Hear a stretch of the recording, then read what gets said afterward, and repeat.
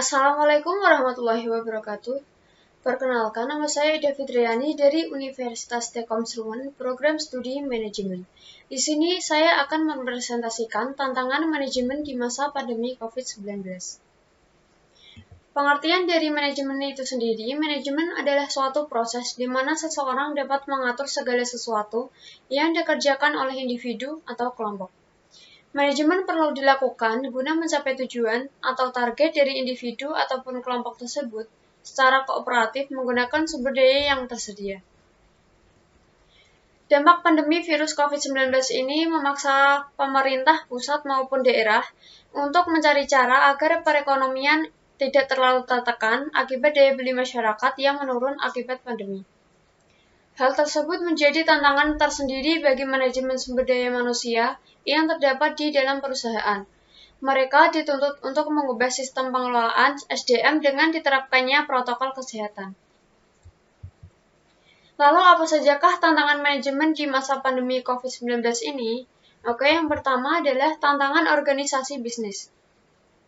Kondisi ini tentu bukan berita yang menggembirakan bagi pemerintah, organisasi, pelaku bisnis, dan juga sebagian besar masyarakat.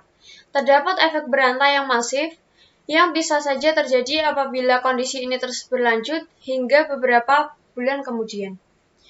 Yang kedua yaitu kesulitan cash flow. Dampak langsung yang harus dihadapi sebagian besar organisasi dan individu adalah kesulitan cash flow. Pada saat pendapatan berkurang drastis, karena proses bisnis tidak berjalan normal seperti biasanya, berbagai biaya rutin tetap harus dikeluarkan. Yang selanjutnya yaitu kesulitan bertahan dan potensi pemotongan gaji. Dalam aspek manajemen bisnis, cash flow itu bagaikan aliran darah yang sangat dibutuhkan untuk tetap eksis dan melakukan berbagai kegiatan. Permasalahan cash flow bisa berarti permasalahan yang pada banyak hal, organisasi akan sulit bertahan sehingga akan melakukan berbagai langkah pragmatis yang terpaksa harus ditempuh. Yang keempat yaitu potensi PHK besar-besaran. Pada titik yang lebih genting, salah satu hal yang sangat dikhawatirkan adalah potensi pemutusan hubungan kerja atau yang disebut dengan PHK secara besar-besaran. Ini akan berdampak besar kepada masyarakat secara masif dan berimbas kepada banyak hal sebagai efek domino.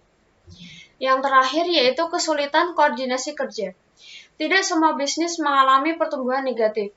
Ada pula yang mendapatkan pertumbuhan positif.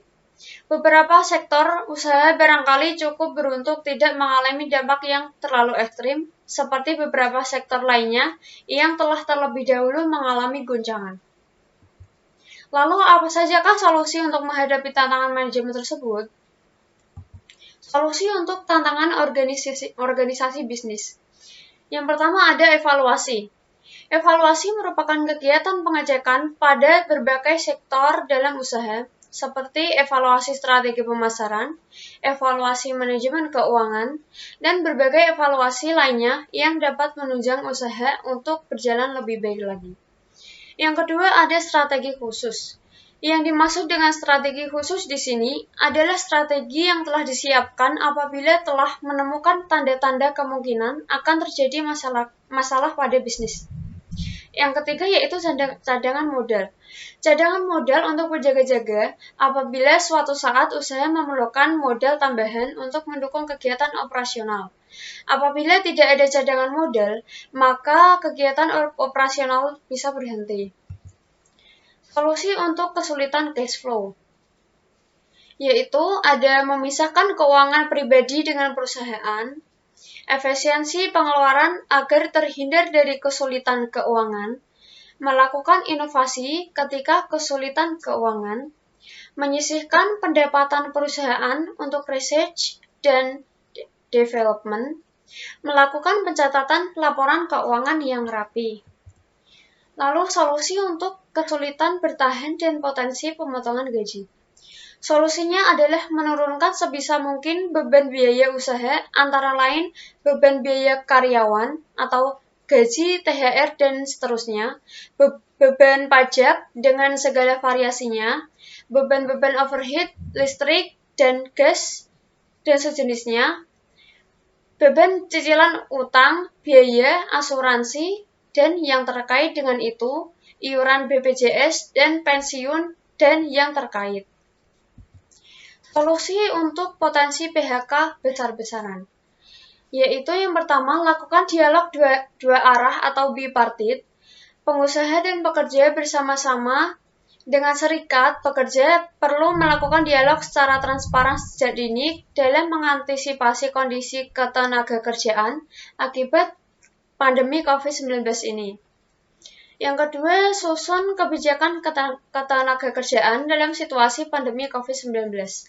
Kebijakan tersebut meliputi penerapan sistem bekerja dari rumah, social distancing, pembatasan sarana transportasi umum, dan lockdown terbatas yang saat ini sudah dilakukan oleh beberapa pemerintah daerah.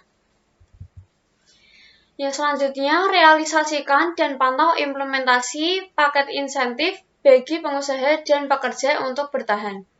Pemerintah sudah menerbitkan paket insentif bagi pengusaha seperti pembebasan atau pengurangan pembayaran pajak dan hibah anggaran untuk sektor usaha kecil. Selain itu, insentif sosial juga disiapkan oleh pemerintah bagi pekerja yang terkena PHK atau tidak dapat bekerja pada pekerja sektor non-formal. Yang selanjutnya, lakukan dialog 3 arah atau tripartit antara pengusaha, pekerja, atau serikat pekerja, dan pemerintah. Peran pemerintah dapat diupayakan sebagai penengah mencari solusi yang disepakati kedua pihak, terutama terkait pemenuhan hak-hak pekerja apabila PHK tidak terhindarkan. Yang terakhir yaitu solusi untuk kesulitan koordinasi kerja. Solusi bekerja dari rumah dengan tagar work for home, belajar dari rumah melalui e-learning atau daring, promosi penerimaan mahasiswa atau siswa baru melalui PMB online dengan tagar daftar dari rumah aja, dan berbagai mode kreatif lainnya yang bisa menjadi solusi yang cukup bagus untuk ditempuh. Oke, sekian dari saya. Terima kasih. Mohon maaf bila banyak kesalahan. Wassalamualaikum warahmatullahi wabarakatuh.